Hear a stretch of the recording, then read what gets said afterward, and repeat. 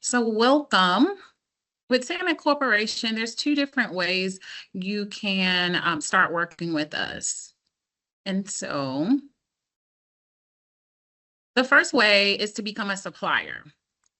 Now, our supplier setup is a little bit different than qualifying for to work with Samet. And so the first thing we need to do is get your recent W-9 within the past year. Also, when you email us, we just need a contact person for our accountant purposes, emails and phone numbers. You will email it to the email that we have below. And it's just that simple. So any suppliers, if we need possibly signage, supplying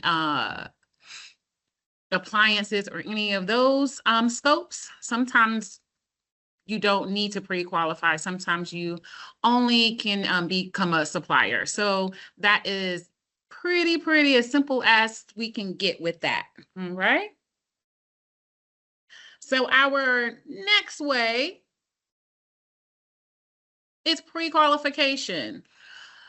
On our Samet.com our website, if you click on this link, it will give you everything you need to know about getting pre-qualified. However, me and Miss Emma here is going to be here to help you throughout that process. We use Building Connected to submit all of our documentation. If you need any help with the documentation, we're going to go over that today, but I just wanted to do a quick run through of being either a supplier or getting pre-qualified with us.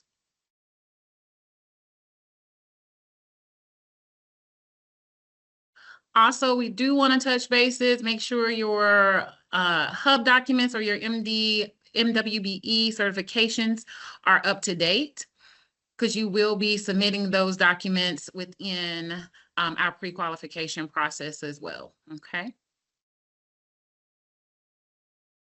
Now, Lauren is going to get into the meat and potatoes of how to get pre-qualified. She's going to walk you through step by step. So if you have any questions, and then you will, I will come back and go over some projects for you. I'm gonna stop sharing. While we're here, do we have any questions so far? I have a question. Okay. Ada Esther here. I own AEGJ Construction.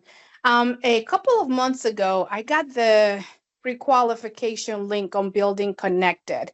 I believe I filled it out. Things have changed since then, but I never heard back. And it still says submitted, but I don't know if I pre-qualified or if I didn't, or if I need to do something else so that I can, get up to date. So Ada, what I would do for you is once you email, if you would email me, I will take a look at that for you and see what we got going on with that. Yep. Thank you. Can I have your email address? Yep, I'm going to put it in the chat, and then you will see it again in another slide. Thank you so much. You're welcome. And anybody else?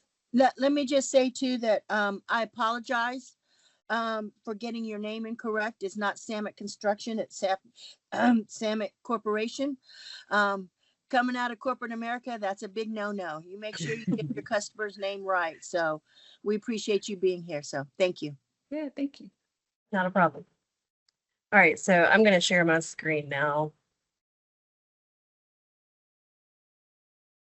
All right, so when you log into Building Connected, this is going to be your main screen. I'm logged in as a fake subcontractor. It's called Lauren S. Concrete. So you'll see what they call a bid board. And if you've never been on Building Connected before, it is free to sign up, and you just need your email and you'll make up a password.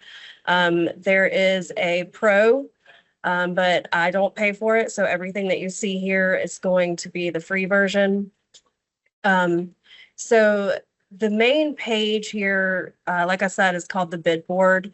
These are what you've been invited to from. It can be from Samet, or it can be from other GCs. So you can see here, obviously these are other GCs. You can say whether or not you're bidding. And you click on them to be able to review them. You can also organize all of your invitations to bid up through here. So the accepted ones are the ones that you've said that you're bidding. The submitted ones are ones that you've submitted a bid to.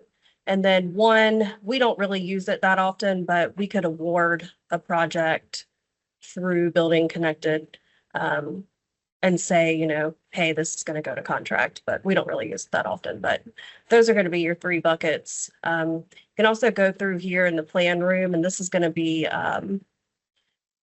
actually, I think this is going to be only for Bidboard Pro, now that I'm thinking about it.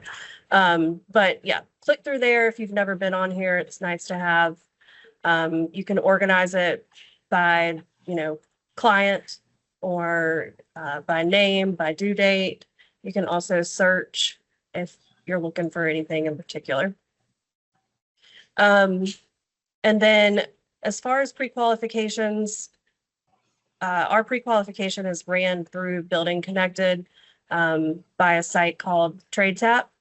And you might find other ones in this as well. So we're not the only ones that use TradeTap. So basically you would just go to this little stamp here. Again, you're going to have 3 buckets, awaiting submission, corrections needed, and submitted. So we'll just go here to the awaiting submission and then open. All said and done. Man, I don't know. I don't believe in the word legacy. I just think that's. Thank you. Here on the left-hand side, these are all of the different categories that you're going to submit to. We have general, contacts, projects, organization, safety, insurance, financial, and then you can go through the overview or the review piece of it. So you'll see that you can't submit until all of these, you'll see a green check. So you'll see like 1 out of 1, and then it'll be kind of like a green check. TradeTap or Building Connected has changed the look of this. So once you get here, it's nice to just click this over to the new version because it makes a whole lot more sense. So you can see up here which questions have already been answered versus the old version. You kind of have to go step by step versus being able to scroll here. So just a little tip. Also, we have question tips throughout the pre-qualification. Anytime you see the blue question mark, just kind of hover over it and you'll see the question tip throughout. So with general, obviously we just need your company name. Anytime you see this little star, that is going to be a required question. So we would just go through and fill this out. So I'm going to fill this out as we go. This is going to be your company's business tax ID. If you don't have one, then you can use your social security number, Canadian business ID, or select other. So you'll see the different options here. The company's main address. If you have different offices, it's nice to be able to put the other offices because we do like to see if we have one in Raleigh, one in Charlotte, one in Charleston, or you know, wherever. We just want to see that there's offices there. And then if the company mailing address is any different, you can also put NA, but since it's not a required question, you don't really have to put anything. Company phone number. And fax.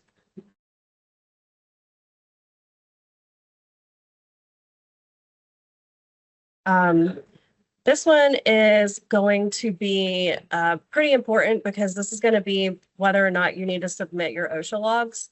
So any subcontractor that has less than 10 employees do not have to keep OSHA logs. That would be the both of them combined to equal 10. So if you have 2 home office employees and 6 employees out in the field, then that would equal 8, and we don't have to submit our OSHA logs. But this is also not going to count any 1099 employees that you have. So this is just your full-time, I guess, or part-time employees that work for you, not 1099s. Markets that you serve. So once you click there, you can see, do you work aviation, civic, government, commercial, heavy civil? It kind of just goes all the way through. For now, we'll just do interior upfits. What regions do you normally serve? It's going to be states. And you can keep adding. So if you have a license, you don't have to have a license to perform everything, but if you do, if you're an electrician, you have a license, throughout 4 different states, you would want to put all 4 of those states, or if you just travel to those states to perform the work, you would want to put those as well. Currency, it defaults to US dollars, but sometimes you'll have some companies that are out of Canada or Mexico. This is where you're going to put any kind of business enterprise certification. So if it doesn't apply to your company, you'd click here. Otherwise, you'd want to go through here and add new. And this is where we're going to choose from who issued it, right? So is it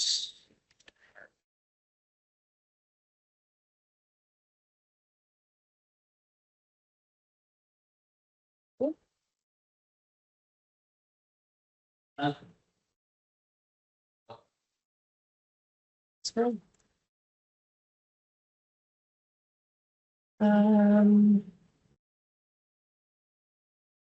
It says hub. Yeah, I was thinking it's another department. Okay. Saw it up there. That one. Mhm. And what age is this? What I was looking for. DOT. You'd get your certification number from your letter, certificate, and then when it expires. And then you'd upload that file. Just gonna pick one here. Oh, it's too big of one.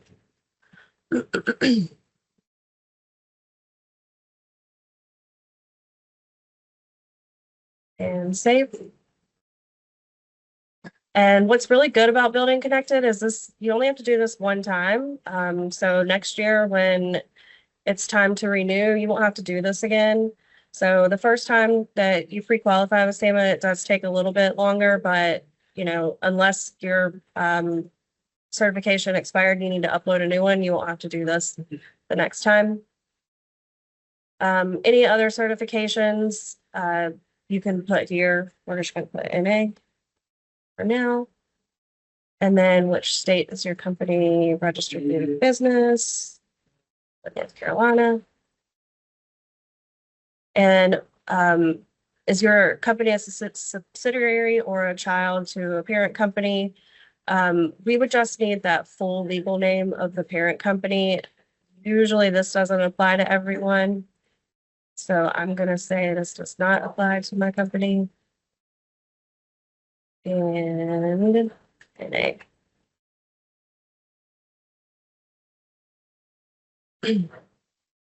This does not apply because that is part of the parent company letter. We would need a letter of guarantee from your parent company is what that is. We also have examples here, what that would look like. That's going to go throughout the whole questionnaire as well. If your company has changed names within the 5 years, we would just need the other names. So I haven't changed my name. Business type, sometimes this gets a little confusing, but it's really just if you're an S corp or a limited liability or a sole proprietor or joint venture, that's what we're looking for. So say LLC. Any kind of union affiliation. So I'm not part of a union. And then what type of work does your do you usually perform? So this is going to be like your CSI code. So if we're drywall, we're going to be 09. If we're general trades, we're going to be 01. Or if we are landscaping, we're going to be 32. If you don't know all of them, it is okay because we can just kind of look through here and kind of figure out where you belong. So since I am a concrete company, I'm going to choose concrete. You can get even further down into it, like do we do cast in place concrete or precast? Pretty much just kind of going through all of them, but we'll say that I am a cast in place concrete. And then again, you can get even further down into it, or you can just leave it. So you just need to make sure that you click add. And then you'll see that it was added. Otherwise, it just won't add to your trade. If you have more, you just keep going through and say, we also do building concrete, site concrete. So we'll say that that's exterior improvements. And let's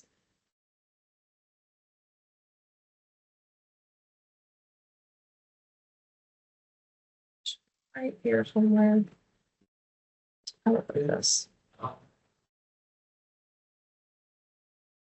And then we can move on. If there's any other work that your company performs that maybe you couldn't find up through here, you can just add there. Again, it's not a required question, so we'll leave it blank. And then are we applying or renewing for a specific project? So sometimes we'll invite you to pre-qualify for a specific project, and it's nice for Emmy, our pre-qualification manager, if she sees that it's kind of like a rush, and she'll be able to get in touch with that project manager or pre-qualification pre-con manager to, ask them or to tell them, hey, this person has finished their pre-qualification. So for now, we're not applying for any specific project. Does your company self-perform? So, are you going to subcontract everything out, or are you performing in-house? So, yes, concrete would be sufficient. Professional license would be your contractor's license or any of like your electrical, plumbing, HVAC, fire protection, anything like that. Again, you don't have to have a GC license to do work with us as a subcontractor. So we hold that license. So you can hit does not apply to my company. You do not have it. Otherwise, just add new and I'll show you what it looks like. You would just, type GC license number and issue an agency and kind of go through down there. But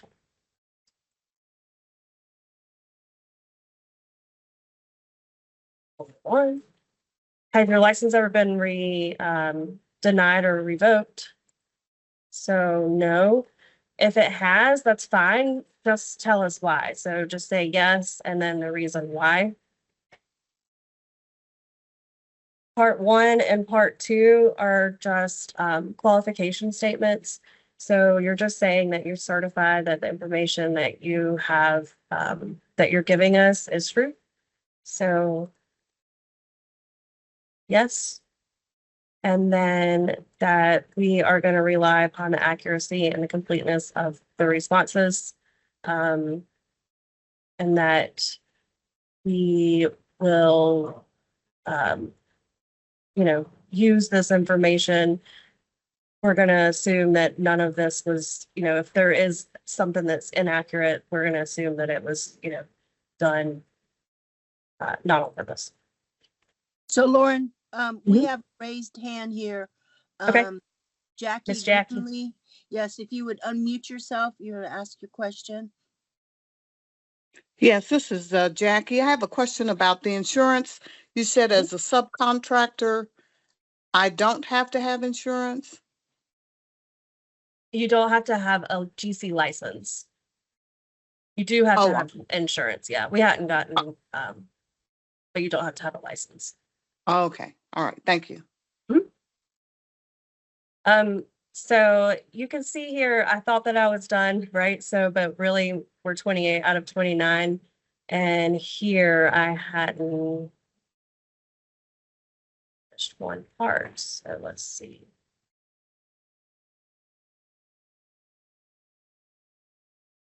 Oh, I just needed to.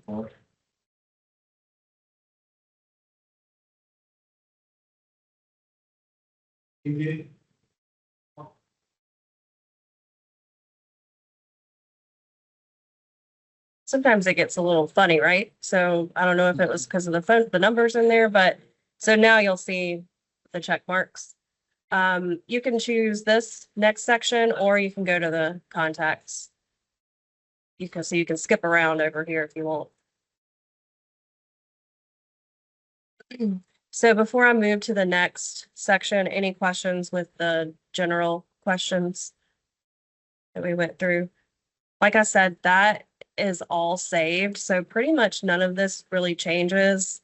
So you really won't ever have to answer these again unless, you know, you need to upload a new letter if something expired or anything like that. But this is going to be good. So Next time. Lauren, there is one question, but I'm not sure if you got to that or I had stepped away for a minute. It was from Betty Jones about accessing the bid board. Is that something we're covering later? Yeah, I can go back to it. So what's nice is everything kind of saves, right? So if you go back to bid board here, it's kind of your landing page whenever you sign into Building Connected. I didn't see the actual question though. What was it anything specific? She wanted to It know was how to access. how to access it.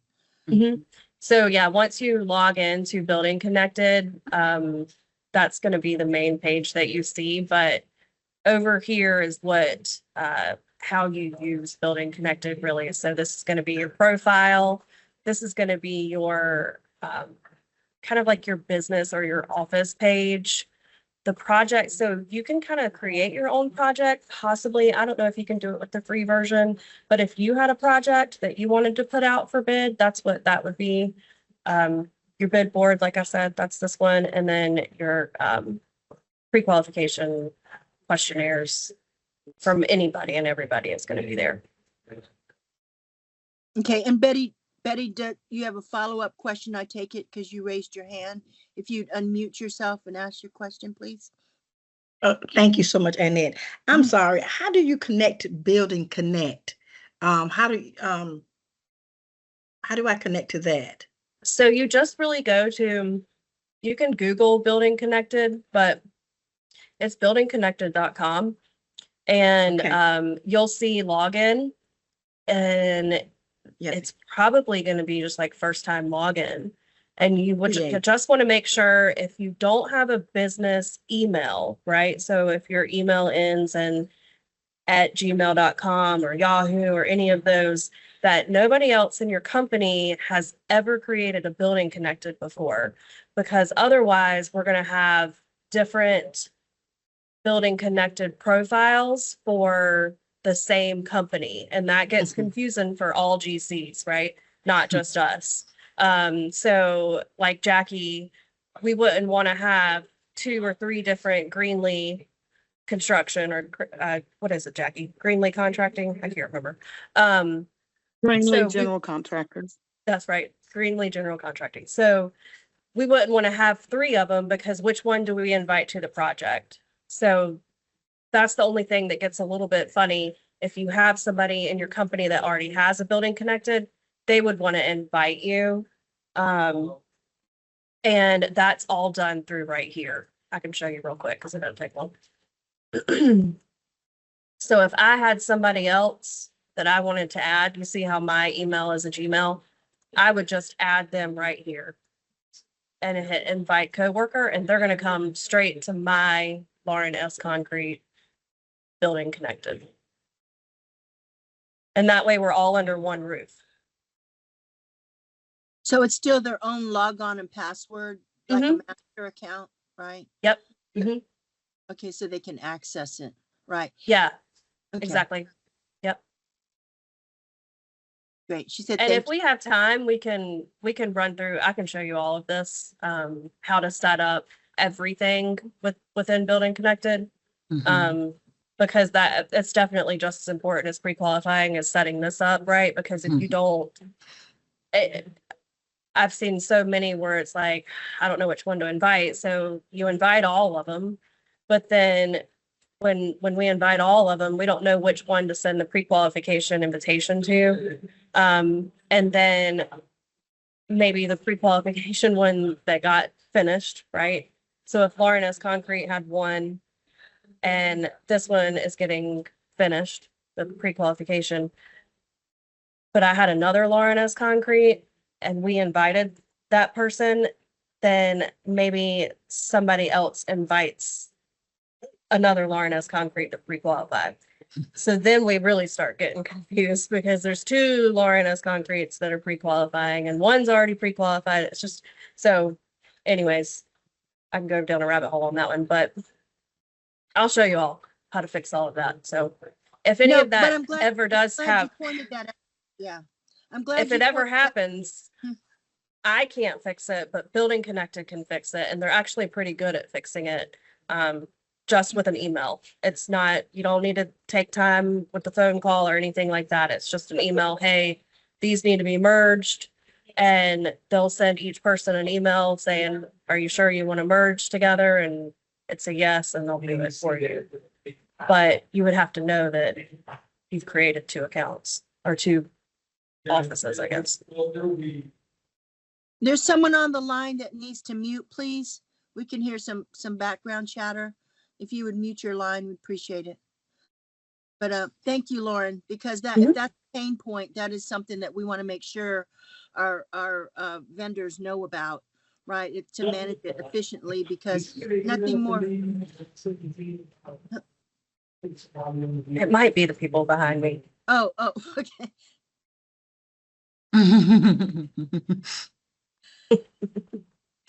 Okay. All right. Thank Sorry. you. All right, no problem. Thanks. All right. So like I said, everything gets saved. So you can start, stop whenever you want. It's not a big deal.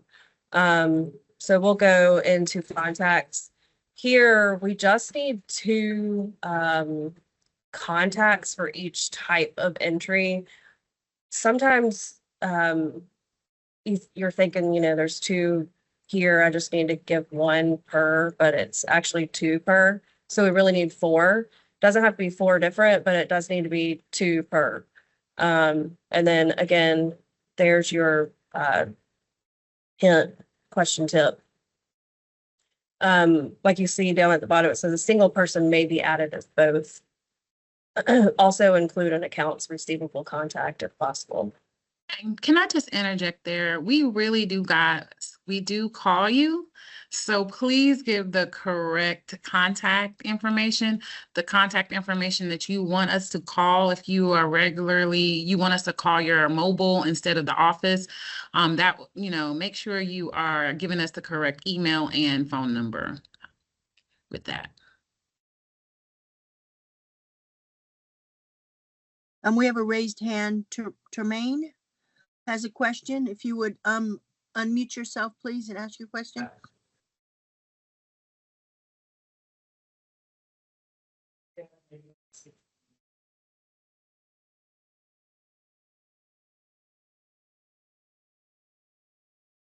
Termaine.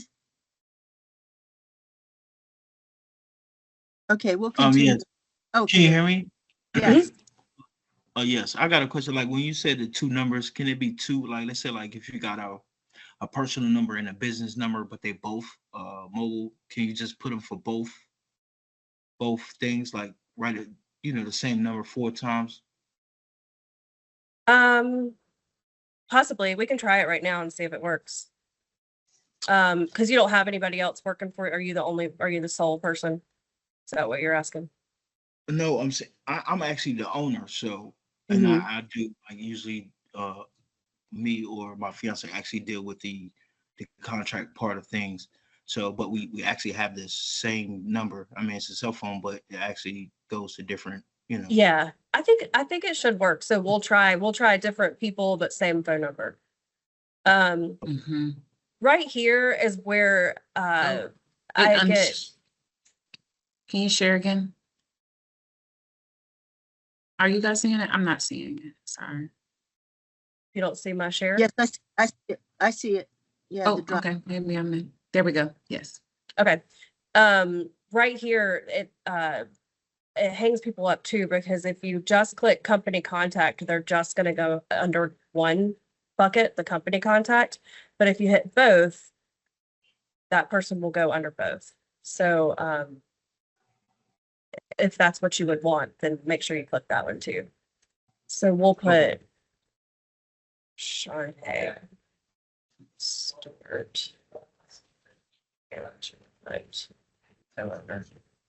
No, what I'm saying is I will still be the contact person. It won't be two different contact persons. It's just like when you said that um for putting the phone numbers for the two different categories, you know what I mean, to equal four different numbers. So when you guys call it is accurate, but like let's say like Mhm. if you just like my company number, but I have a personal number too because you say you have to do two. So if I put my personal and my company number, but then on the next category, could I do the same thing? Would that, I mean,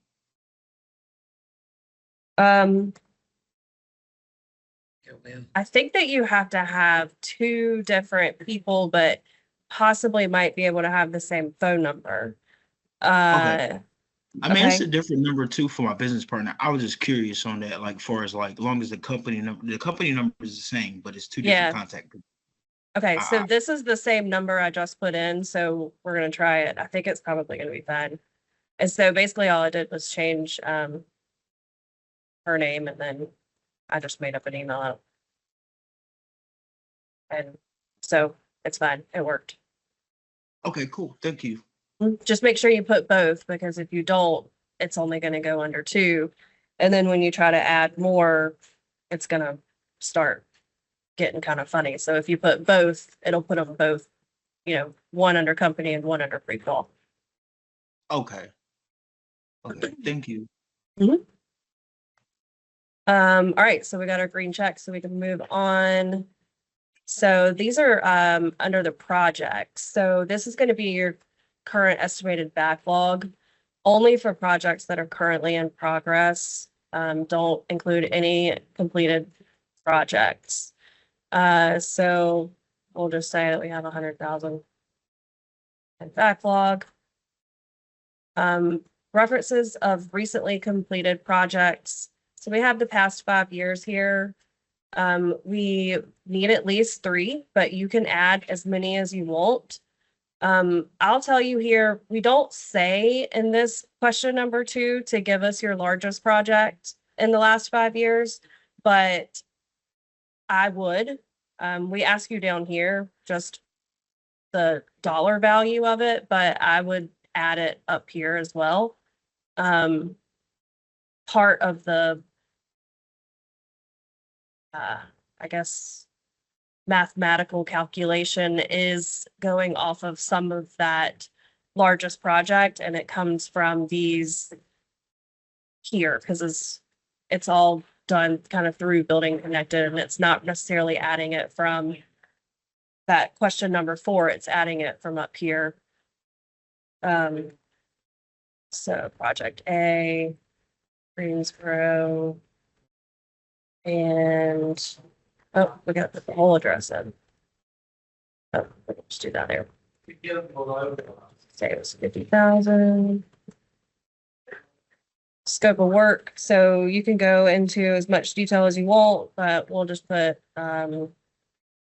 site concrete. And your reference contact company. So this is going to be your company name, who your contract was with, So we'll just say GC just as far as whoever the name is. So we'll say that's the project manager.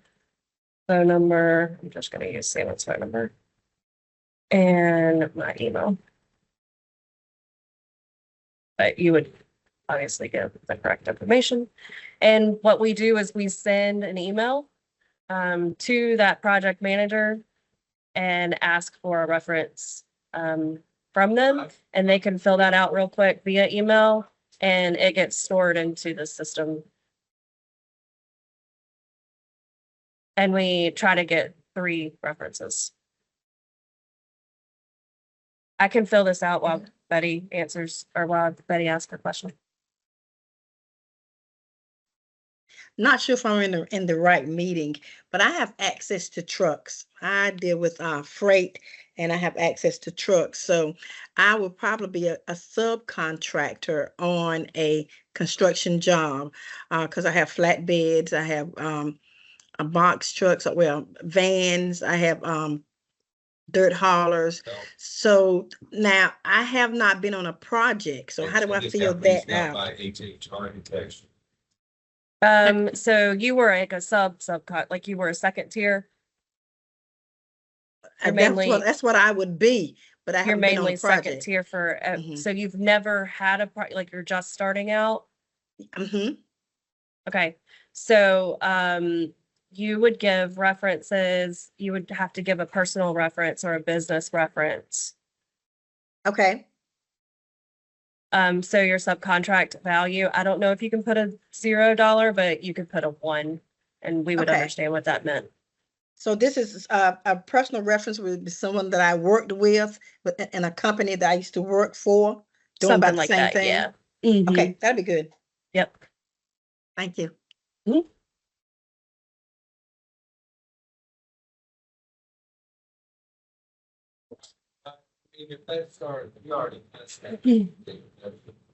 I can type.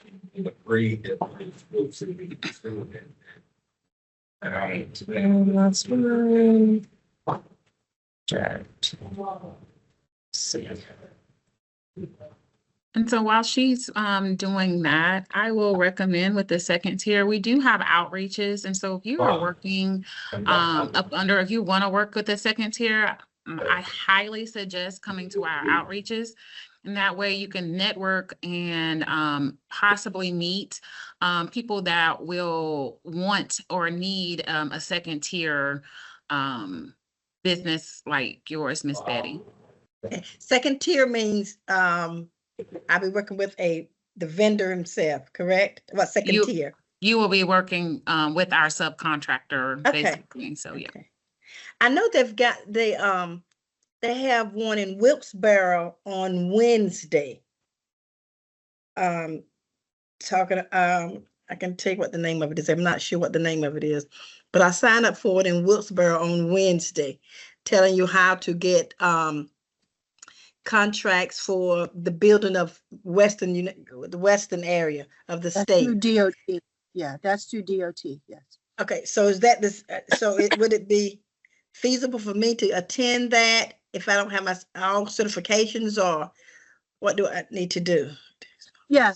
So this isn't that I can answer for that. It's just, yes, you should go because it's about building relationships, right? Okay. You might be in the process of your DBE certification. I know you're already hub, but in this industry, it really is about building relationships, dotting your I's, crossing your T's, like what Lauren was talking about, the information to provide, right? Having all that ready to go.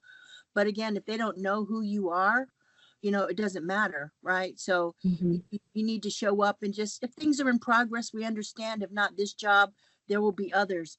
But I do recommend you show up, listen to the opportunities, listen to what they're looking for, right? See who's in the room, because there's going to be, right, GCs and first tier and second tier in the room. That'll be ongoing because of the number of projects that, that they're going to need. So again, if you have the time, that would be a great investment. What do you think, Shantae? That is a great investment. Yes. Okay, I will be there. Thank you. Yes. Someone just asked, can I share more about the option of what second tier options Was that the question? Just want to make sure. What other types of second tier opportunities we could have? Is that what the question was? I think it said, can you, yes, okay. So, So really we can't break down so we've already broken down the work, into different trade packages or bid packages, right? So then the subcontractor that's bidding, they usually will break down the work even more. That's part of their good faith. But also maybe they just don't perform the work, and we've bundled the bid package and their scope of work. Maybe they don't perform one little small part of it. So that would be a second tier opportunity. So you think about like HVAC, they would go out and they would go to like test and balance. So that would be a second tier. Same thing with general trades. General trades, most all of it is going to be second tier because they're going to sub out your fencing, temporary fencing. They're going to sub out like porta-johns. They'll sub out all kinds of stuff like security. So it just depends on how the subcontractor decides to break down their scope of work. But whenever you're going to outreaches, you would want to just make sure that you are mingling with all first tier, because you never know what they need. So if they need hauling, you would want to go to any of the site work, or concrete, or anybody that would need some type of hauling, because that would be your opportunity to be a second tier to them. Also, if the project is too big, and let's say you have a paint scope and you need another smaller company that does paint, and you are a smaller company that does paint, you collab with the bigger paint company and be that tier up under them. So those are some opportunities. Absolutely. So also, when you talk about, there was a question about where can we find the information on the outreach.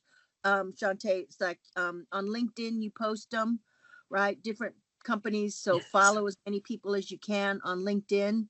I know the hub office will, if someone shares with us an outreach, we'll forward it to our database. Do you have a newsletter or a subscription where people can sign up to follow you, Shantae?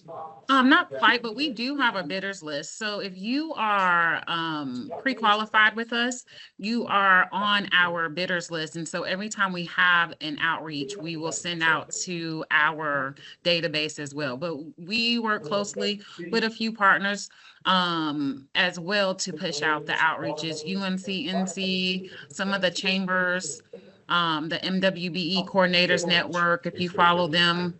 We also do LinkedIn as well. So And all any of of those the options. any of the owners, so like the municipalities or the school systems or any of the public jobs that we do, they would all push it out too. So if there's many people as you can follow on any social media, you'll find something, you'll see something. Yeah, absolutely. Yes, absolutely. So just finishing up this projects area. This one, like I said, it's not required, but if you do, a lot of times people will keep a log of all of the projects that they complete. If you want to upload that here and just put 3, so you don't have to type, that's perfectly fine. We just need those 3, and it's really just so we can send it out for those reference checks. Like I said, the largest job completed within the last 5 years, this goes here. And then a work in progress schedule, you can get this from your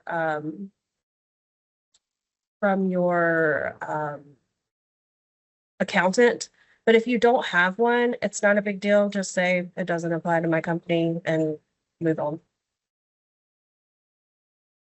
And then we'll get the green checks.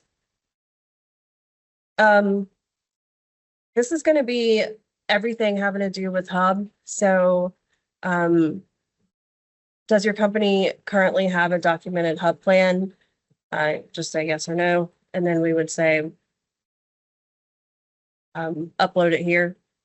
I'm actually gonna say no, so I don't have to, well, I'll just say yes. Just upload And something so the random. hub plan is different than just your hub certification. I've noticed some people try to submit their hub letter on that, and your hub letter is not a hub plan for your company. So I just want to make sure you guys get that. Yeah, so your hub plan would be something that I didn't take, are how you're gonna get more participation on your projects. So maybe you're going to have a list of MWB certified folks that you can always send plans to. It's pretty much all of the forms that you fill out, and it's kind of written down, and it's part of your company's overall performance. Like, it's just what you do day to day. Good faith effort. Yes. So I have a question for you on that. So, the majority of the customers on this call, clients, MBDA clients, are hub firms. So is there any extra points, or is there any point to say yes to have a hub plan? Do you take that into consideration? It might be an MBE firm that does concrete, but you know what? I subcontract and I have my own program, and I get my printing from a diverse printer. I get my it's Yeah. that doing business with each other. So Right. is that appropriate to say yes and talk about what you do? Exactly. So we still, in any of our outreaches, we try to, because a lot of times the MWB firms do ask that question, do we still have to do good faith, even though we are 100%, minority or women owned? And, you still would want to do the good faith efforts, because if Yeah. you are a really large masonry company, right?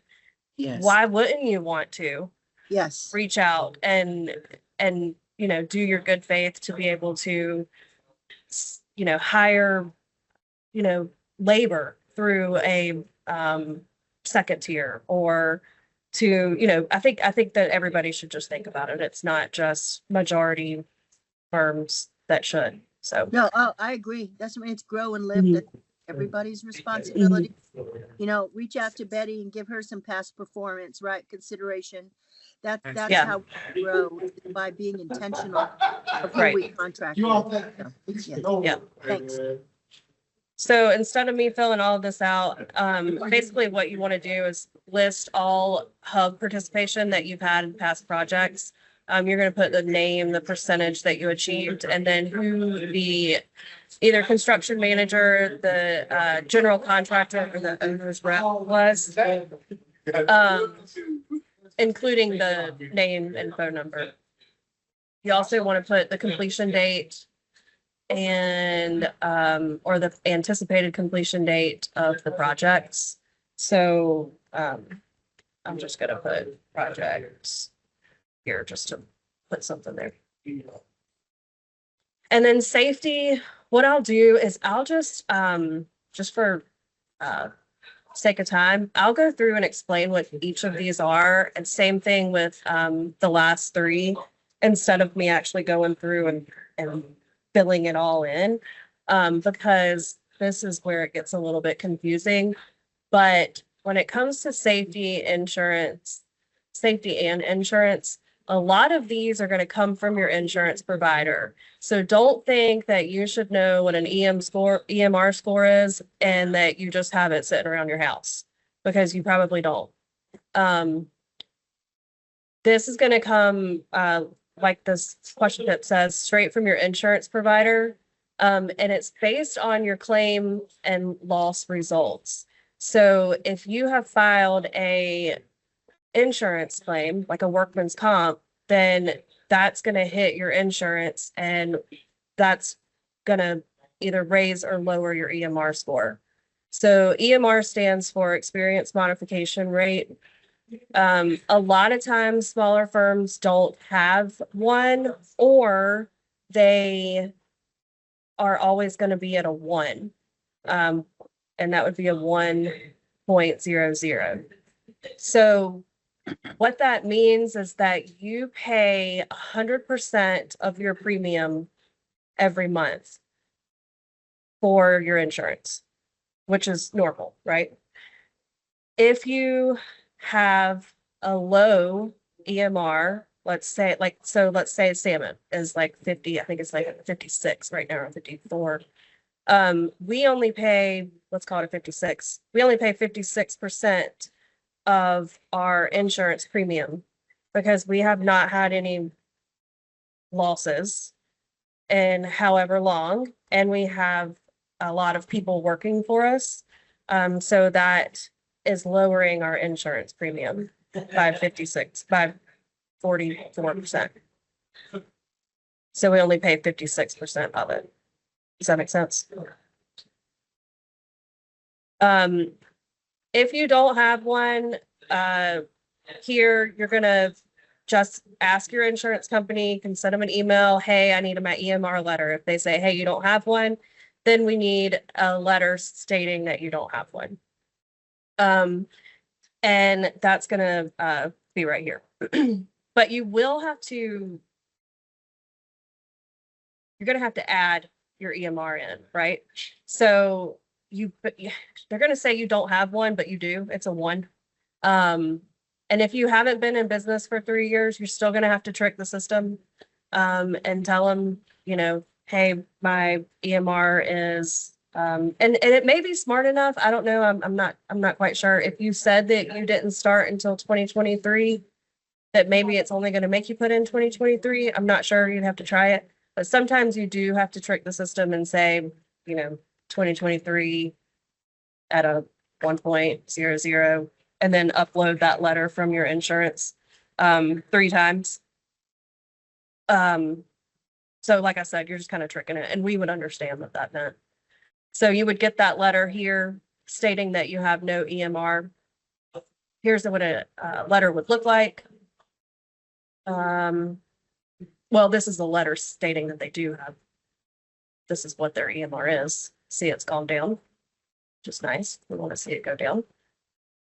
And here, if you have 10 or fewer employees, your company's EMR score is over a 1.25, or you don't qualify to have an EMR, which means your default score is a 1.00.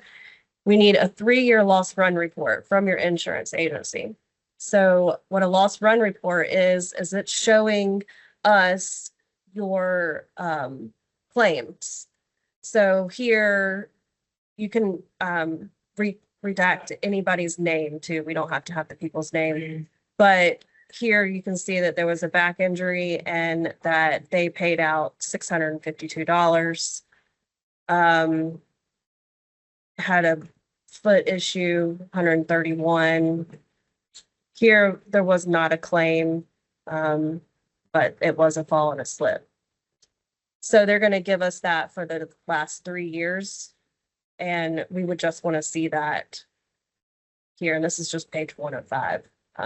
But you would upload that there. And again, you're going to get that from your insurance company. Don't think you just have it laying around. Sometimes if your company is big enough, you'll have EMR that reflects like a huge overall corporate performance and not your individual office. So you could say that here. That's all that means. And then again, you see how it says no entries are required because you have 10 or fewer employees. That's because we entered less than 10 for that first question in general. Your company's current safety manual. If you don't have one, then you can reach out to us and we can provide you a template. If you don't have one, you could maybe Google one and see if you can find one on your own, but you would just upload that there. We do have to have one, even though it's not necessarily a required question. Um, I have a question. Mhm. If you've done with the insurance part, just generally speaking, so if I submit that loss run report and, you know, my EM score, all that, so how does that score affect Samet's decision when you're looking at suppliers now to invite to bid or pre-qual? How does that affect my sub selection? well, we just want to make sure that everybody's safe, right? So that's our number one priority at Samet, is that everybody returns home to their families. So we don't want anyone out here. That's why we ask if it's over a 1.25, that means you're paying 125% for your insurance premium. You're paying more than you even should be because you've had a lot of claims.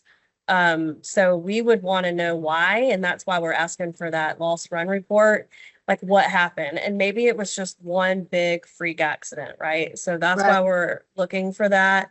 And you know, accidents happen, it's fine. It's not that you're not going to get pre-qualified with this. Now, when it gets a whole lot over this, then sometimes we'll say that we have to have a site-specific safety plan, and we do actually always have to have a site-specific safety plan. But we'll have to have our vice president of safety approve you before you can go out on before you can get a contract for a project. So you can go through this process, but it's kind of more of a selection based on the project that you're trying to get on. Have to have a little bit more. Right. Due diligence. So, yeah. Mhm. Okay. So, so that's something just to be mindful, or being able to articulate what happened or why. I Mhm. mean, if it's just an outlier or isolated one, it shouldn't have too much of an impact. But if you're seeing a Right. pattern ongoing, you know, accidents, then that is the red flag, right? Yeah. Yes. And a lot of times we, like I said, we want to see the EMR go down. We don't want to keep seeing it climb. So sometimes, you know, you'll see the EMR go up a year, and that's okay.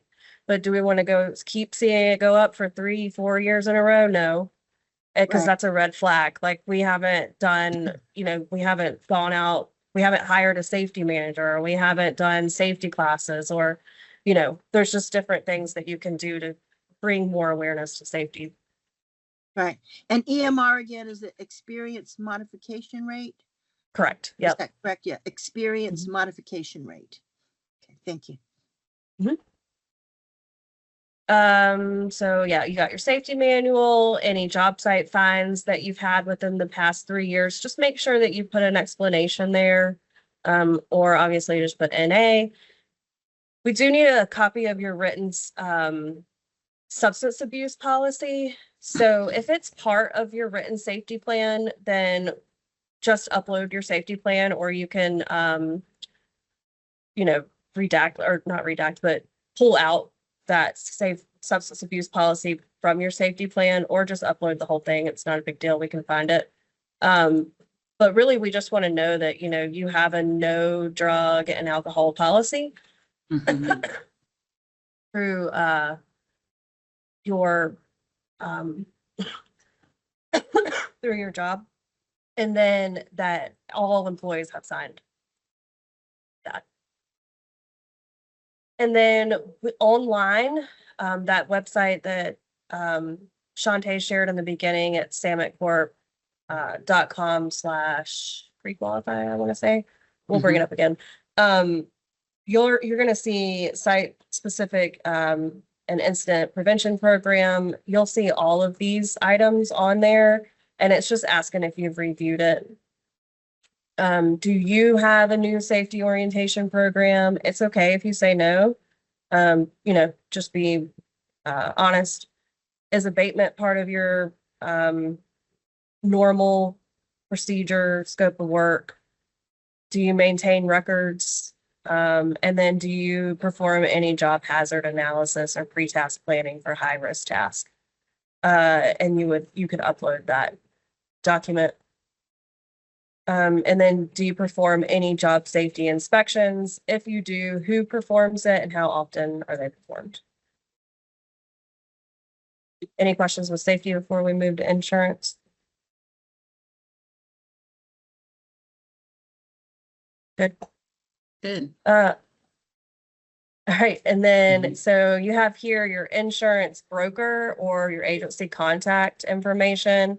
We don't usually have to reach out to them, but if we do have any questions, sometimes it's easier just for us to ask versus y'all having to get y'all, in the middle of it. The current details of your policies. So here you're going to probably put a couple, right? So you're going to have your automotive, you're going to have your general liability, you're going to have your workman's comp. Majority of the time you'll have umbrella. If you don't, that's fine. Nobody here should have professional liability. I can't imagine you'd have cyber pollution either. So you would at least want to put 1, 2, 3, 4 in here. And you'll fill it out the way that your COI looks, right? You're going to get your COI from your insurance provider again. And you'll see per incident limit and your aggregate, who your carrier is. If you can't find them, just put other, but there's a huge list. You can kind of search by typing. And then when your policy expires, but that's also on your COI, you can upload your COI there. You're also you can upload your COI here. This is what one looks like. This is our COI. So this is what is required of you as a subcontractor should you get a contract with us, right? So we're not asking that you have this insurance prior to getting pre-qualified, but if you do if you are awarded a contract, you will have to get this. So we will ask for commercial general liability to be at $1 million with a $2 million aggregate. Automotive needs to be at $1 million, umbrella $1 million and $1 million aggregate. Workman's comp at $1 million, and then you won't have professional because that's just a designer. Or if you do like design build, but if you have any questions with that, we can go over that. A lot of times too, when we send when you send your COI in, there's a lot of things that need to be checked here. So just make sure that that is all kind of there, because it keeps getting declined or denied or pushed back because the per project isn't checked or the occur isn't checked. A lot of these, they all have to be checked. So best practice is to send this, and y'all can download it, right, to your insurance agency and tell them this is what you need should you get a contract. But obviously, like I said, when you're applying right now, you don't have to have it. I think Tremaine has a question.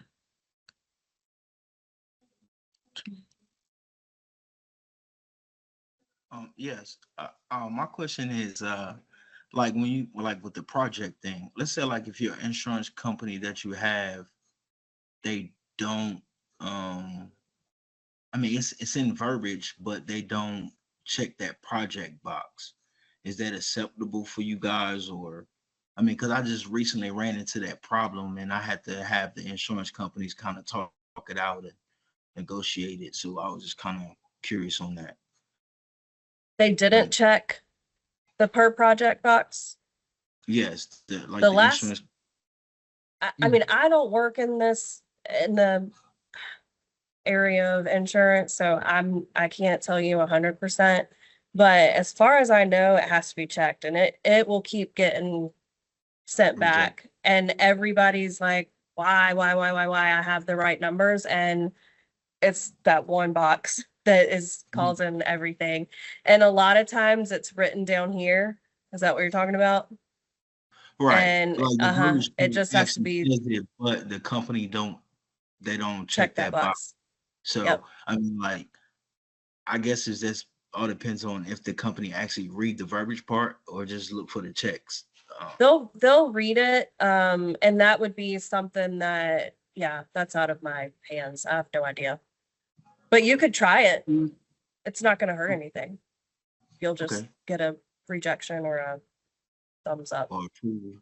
Mhm. Thank you so much. Mhm.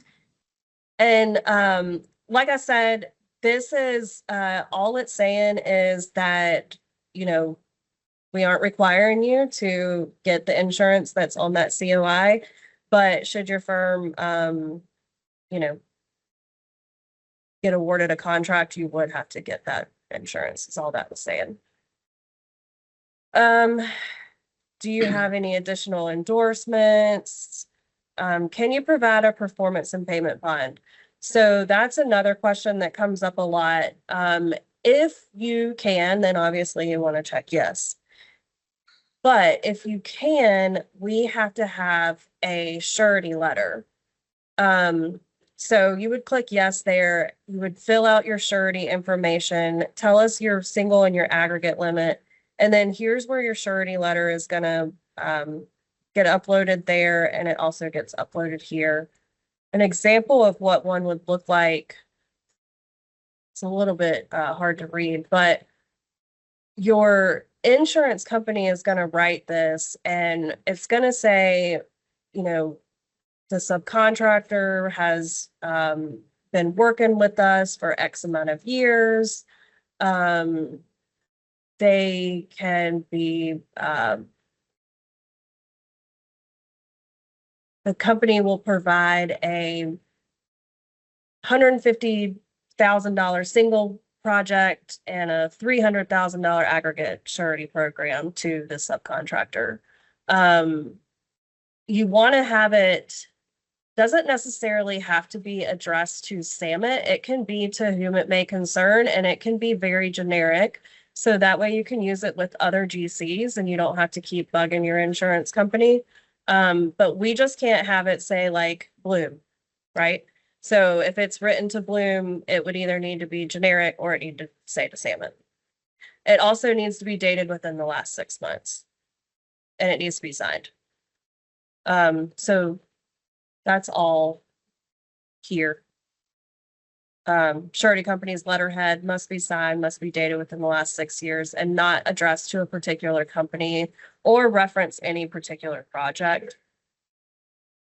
We just need to have the single and aggregate program, duration of relationship, and then any comment to any open bond claims that you may have. If you need help getting bonded, then you can reach out to me and Shantae as well. We have some contacts. It's nice to be able to be bonded because if your financials aren't quite in order, or if you're just starting out, we won't have to look at just your financials. We can rely on this bonding program to kind of like fall back on and be that little bit of a risk mitigation, that we can rely on them and not so much that you have some money in the bank should you need to buy supplies or anything like that. We would have this. Does that make sense? Yeah, so Lauren, I just want to make sure I understand. You don't have, Samet doesn't have its own bonding assistance program. You have referrals that you could make or recommendations to make that the vendor would have to follow up with. Correct. Yep.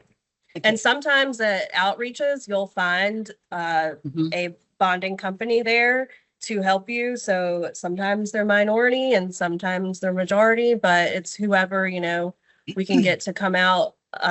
We usually recommend here, and I'm in the Greensboro office, Robert Kuhn, who is with, it's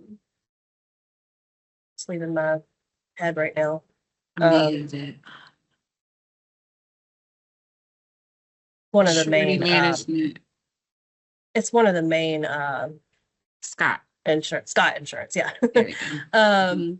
And he's really, really, really good at working with new companies or just starting out companies. So, which is why I always recommend him. But there's a lot of minority companies as well that will support other minorities or MWBE firms to help get them bonded as well.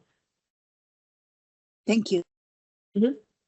I did put his information in the chat. Okay, perfect, thanks. And then lastly, you have the financial section. So if you have an accountant, then this is who you want to reach out for all of this information. A lot of times I know that smaller firms don't, and that's fine. Um, it's just gonna take a little bit of gathering. If you use QuickBooks, then it's gonna be a breeze. It's not hard at all. So we are gonna ask for your W-9.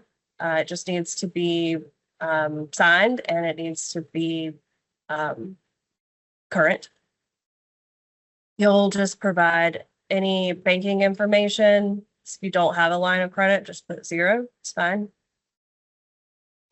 Your historical volume by year, you're gonna just put the last 3 years of revenue.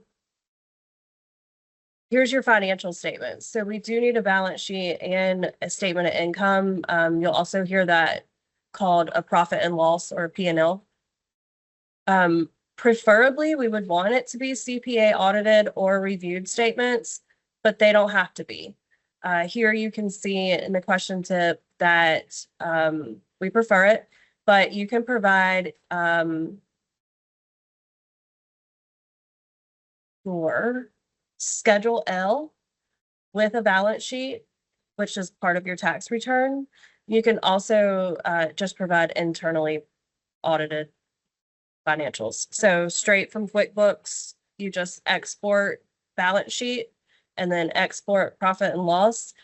We want a full financial year though. So we don't want, so if you're applying right now in November and your fiscal year runs with the calendar year, right? So January to December, we don't want 2024. We want 2023. So when you export it out of QuickBooks, you would pick January 1, 2023 to December 31st, 2023. And sometimes it asks if you want a cash basis or an accrual basis, and that would be an accrual basis, not a cash basis. So that's where you upload it, and then this is basically saying, have you provided it, and put yes or no. The question it's asking here is, are you willing to utilize joint check method? Joint checks are when you do have that second tier, right? So we would joint check you. So if you have kind of like when you have a bank account with your husband and somebody writes a check to you and your husband, you can't go and cash it without your husband signing it as well. So you both sign it, and then the subcontractor, the subcontractor, the second tier subcontractor would be able to cash the check, and vice versa. So that's all that means.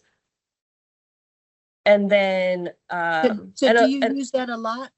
yeah, we do. And it's another one of those risk mitigations that we can put in place for anyone with accounting issues, right? So if we say, all right, look, we know that you don't have that much in the bank and we want to make sure that your second tier sub gets paid. So what we'll do is we'll joint check you. And it's not bad, right? You're going to have to pay your subcontractor anyways. So instead, we're going to pay your subcontractor directly, and then we'll pay you.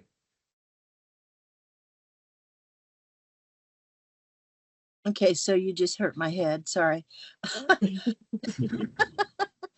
So, because this is really like a protection, right? For the sub, the second tier, right? Yes. For both Yes. of them. Right. So, Yeah. so that they can, yeah, because that's always a problem of, I get paid when you get paid. Then I find out you got paid and I didn't get paid. Correct. Yeah. So it's ideal to check the box to use the joint check method. Yeah. right? I mean, either way, everybody should be getting paid. So I don't think it's a bad thing to have a joint check.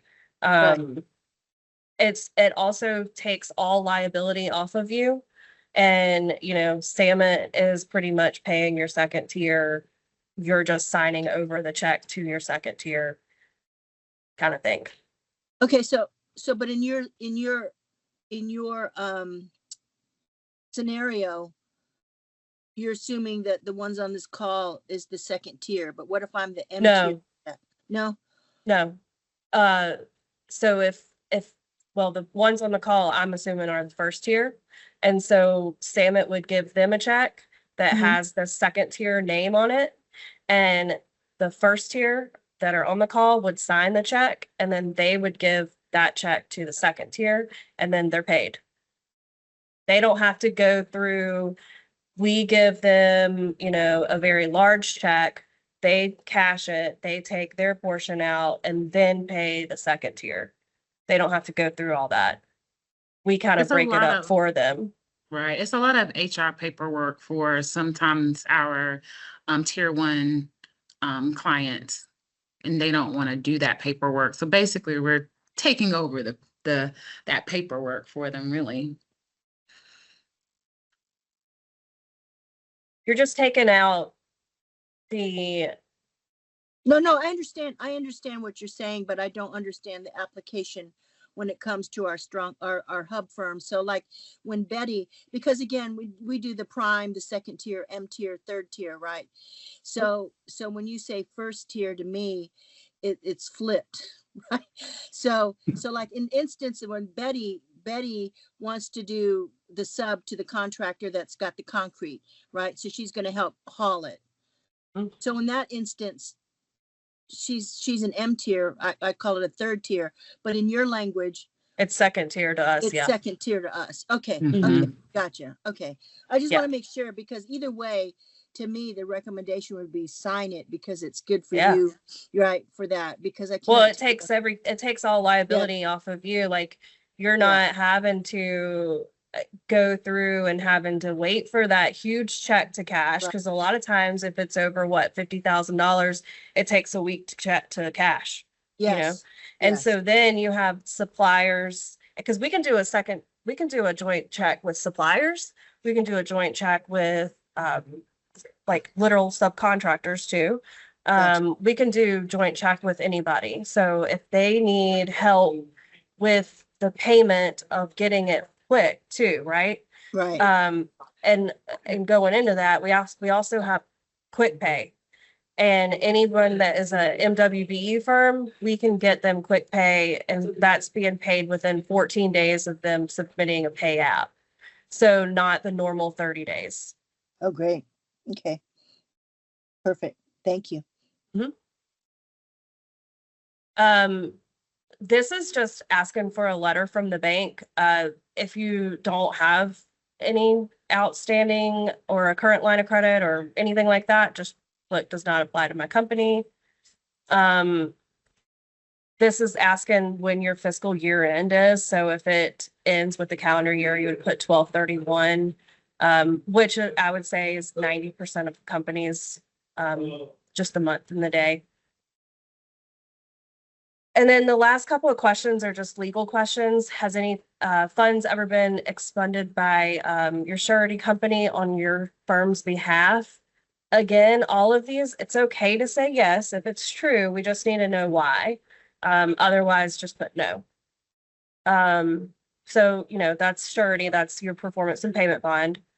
This would be, has your company ever failed to complete the work that's under contract? Put yes, then we would just need the state, the project name, the year that it happened, and why. Has your company ever had to pay the liquidated damages on projects? Has your company, its officers, owners, agents ever been convicted of charges relating to conflicts of interest, bribery, or bid rigging? Being barred from bidding any public work? Are there any current judgments, claims, anything like that? A lot of times we'll see yeses on that, and that's perfectly fine. We just need to know, what's going down. And then that's it. I know it sounds like a lot, but like I said, if you get this done, the next time you have to do it when it's renewal period, you're only really uploading like your new financials, your new W-9, Mhm. any new insurance information, maybe a new surety letter if you did it, like just those updated items. So here, it might take you an hour if you have all of the documents, but it's it's not bad once you have to actually redo it Yes. because Do it we all have any, stays. do we have any questions right now? Got about 4 more minutes, and I just want to wrap up and show you a few of the projects that we have. I'm gonna go through those really fast just so you kind of know what we got going on. So any questions? A lot of good information. Thank you, Lauren. Yes. Thank you, No problem. Lauren. So we got it. So if you need help with any of that, please reach out. Our projects, we have 2 projects now available on Building Connected. One, I'm going to share my screen really fast. So one, we have Wake Tech Community College. This is going to be in Wendell. It is about, the project size is about 24,000 square feet. We are now doing our pre-qualification for this project. Excuse me, our pre-qualification due date is January the 31st. So you have plenty of time to get your documents and your pre-qualification together so you can bid on this project. Some of the There we go. Some of the scopes we have available for that are on the screen. And we will send out this information as well. I just want to touch bases on it. I'm gonna move on. And our next one that we have is Wake County Western Regional Center. It's going to be in Cary. It is 29,000 square feet. We have a lot going on with that. This project pre-qualification is also due the same date, January the 31st. And these are a little bit more, we have a little more scopes on this packet here. And so these 2 are the 2 that we are pre-qualifying for right now. So during the holiday season, if you need help, please, please, please contact us so you can start bidding on this Q1 of 2025. And what is this? Is this a hospital? Western Regional Center? Is it education? It's a center. Oh, okay. Gotcha. All right. Sorry. So I'm gonna go back to that. Some of this description. A functional commercial building. Okay. Mhm. Yeah. Wow. Down the street from me. Okay. Wow. Yes. We also have in Durham, this one is not on Building Connected as of yet, but we will be getting this Durham Tech on to this pretty shortly in the Building Connected. This is around 1,400 square feet, actually 1,350. 500, excuse me. And this building is Durham Tech Community College, but it's in Orange County. So this is going to be in between our Greensboro office and our Raleigh office. And some of the scopes that we are projecting on some of these scopes may change on this project. We are still in the drawing stages on this. So I really wanted to just touch bases with you. You will be receiving, if you are on our list, please look out for our outreaches that is going to be coming up for these 3 projects. If you have any questions, you can reach out to us as well. I can go back to anything. Okay, we do have some people with raised hands, but I just want to quickly say for whoever has to drop off, there's a link in the chat to the survey. So if you would, after this, please complete the short survey. We need your feedback. We want to make sure that we're meeting your needs. So click on that and finish that. And then we're going to have another series, I think on December 2nd, also at 4, right? Shantae. And so Yes. check your emails for that. So a lot of great information. And one quick question for you is how does Samet Corporation do on their MWBE goals? Oh, I'm glad you asked. We have been hitting our goals, especially in our CEO projects. Okay. Greensboro's been doing awesome job as well. Lauren, I do would you say, want to yeah, share? I would say that it's really anything CMAR, you're opening, it's kind of lowest bid wins, so it's luck of the draw, right? But anywhere from 25 to 40% is usually where we're at. Mhm. But Okay. Yeah. Well, I just want to make sure you know that we appreciate it. So, it's the investment of the time here. It all shows. So thank you. So, Mayra, if you want to unmute yourself and ask your question, are you still on? Yes. Good afternoon, everyone. My name is Myra. I do have a question going back to what was mentioned. How do I partner with a bigger company? My trades are with more in painting and flooring. So Someone, yeah, someone. I would just say attending as many outreaches as you can and try to kind of buddy up with someone Mhm. and see if someone is trying to break down the work, then you can do, part of that scope. If not, then what you'd want to do is kind of it'd be more of like a mentorship.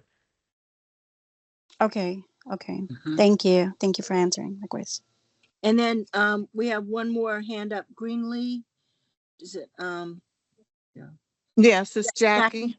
Jackie, yes. I was just interested in the other topics for this series.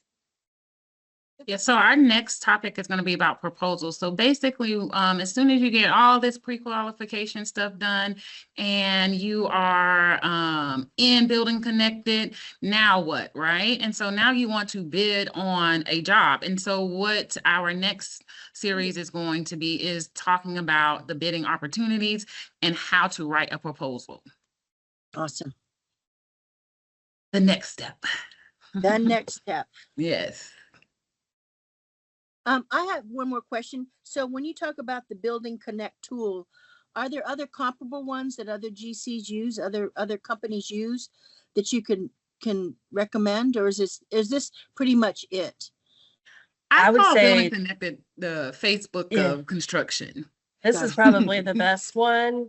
Okay. We used to use iSquarefoot. A Mhm. lot of times, we use Procore to manage our projects, our project management system, which no one needs to have any access to. We provide that once you have the contract. But Procore also has a pre-con side to it. So you might find some GCs that use that. But you do have to be kind of in the system to be able to be invited unless you provide an email, right? So I could invite you to a project with your email, but if we wanted to invite you, let's say we're looking for tile, right?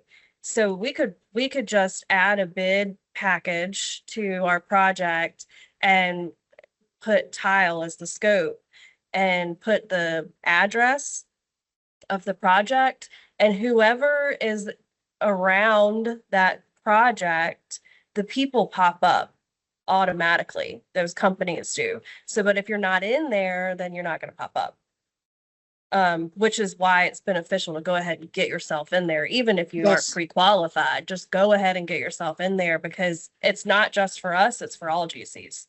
Mhm. Okay. Great advice. Yeah, a lot of great input today. I think Betty Jones had a question. We got a few more minutes. If you guys, Lauren and Shantae, thank you. Yeah, I'm good. Yes. Okay. You want, go ahead. Okay, looking at the projects that Shantae showed us, now when a vendor, whatever vendor wins these contracts on these projects, will that vendor hire the subcontractors? And where would they get the subcontractors from? Would they go to, to Hub and say, you know what, let's see what you have on the Hub side and see who will be qualified to do this job? Is that what they would do? You can perform the job yourself. I don't know. Yeah. So yeah, you can perform the job yourself, or you can have subcontractors. Okay, now the question I'm asking is, okay, whatever vendor wins these projects, like you Mhm. showed a few minutes ago, do they hire their own subcontractors? And if they do, where do they get them from? Do they go to the Hub, the Hub list and say, well, they're a member of Hub, I can use them? Or how do they hire their subcontractors? Are you asking whatever general contractor wins the project, like Yes. what she was showing? So yeah, Mhm. the project that Shantae showed, all three of them, we've already won. So we are already the general contractor. Actually, in those cases, we're the construction manager. So we don't have any, we don't self-perform when we don't self-perform, period. But as a construction manager, you don't self-perform either. So what we do is we invite anybody and everybody to pre-qualify. Sometimes we can get them from the Hub website. Sometimes we get them from Building Connected. We have a huge list. And that's why we hold the outreaches too, to hopefully get new subcontractors in. But if you have majority second tier, like a concrete company that's majority, not a Hub, and they might, do you have, if they have goals or they say if the Hub participation plan, do you point them to the Hub office, or where do they Yeah, find so Hub? right. Yeah. So we this past project that we did, we had really aggressive goals, and we actually had second tier. We had 3 outreaches, an interest meeting, and all kinds of things that we were doing with that one. But we had a second tier outreach as well, where we invited because the project was pretty big and very we couldn't break it down really anymore. So we had what we called a second tier interest meeting, and Right. maybe we could pair you with the majority firms or the already pre-qualified firms. And so that way we got whoever was interested in being a second tier. And we also sent out a survey and said, if you couldn't make it to that, like, are you interested in being a second tier? What scope of work do you perform? And what are you What's your looking to needs? do? And then that way we can give their names to the pre-qualified bidders. Right. Thank you. But it's a two-way street, right? So you can't wait on them to reach out to you, Right. but you also can't be the only one to reach out to them. It needs to go back and forth. Yes. That's why we talk about those relationships, right? Mm-hmm. So even if you're a second tier or M tier, I would show up, right? Yeah. Because they're interested, so fall in line and watch. Yeah. Right. And so you typically don't do DOT work, is that true, or is it mostly? We don't. It says Hub. So Hub certification is, you don't need the DBE. That's because I always tell people, follow the dollars, right? That's going to tell you a lot of the certification stuff, but you guys say it anyway. But so it's Hub certification that you're looking for, correct? Yes. Mm-hmm. Awesome. Well, I think, let me see one more tap. Shantae, do you see anything else? No, just a lot of thank yous. It's been awesome. So, we have our homework. We know what to do. A lot of great tips. Took a lot of notes, and we really appreciate your time. Thank you so much. Yeah, no And problem. again, if you would do the survey, and then we'll be sending out the follow-up information. So thank you so much. Appreciate it.